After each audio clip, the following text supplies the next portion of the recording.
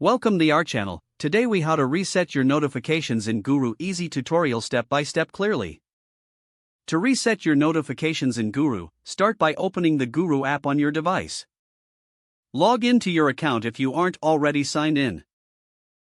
Once you're on the main dashboard, look for your profile icon, usually located in the top right corner.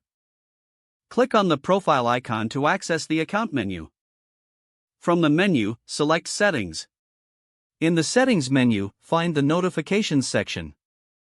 Click on Notifications to view your current notification settings.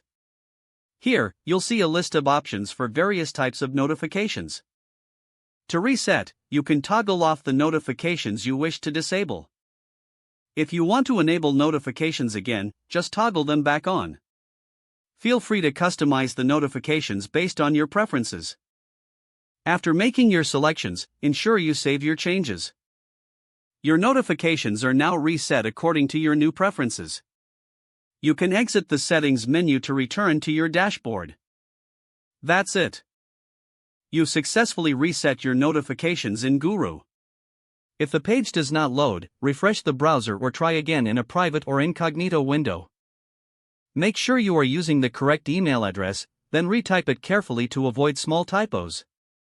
If your password is not accepted, use the reset option and create a new strong password you can remember.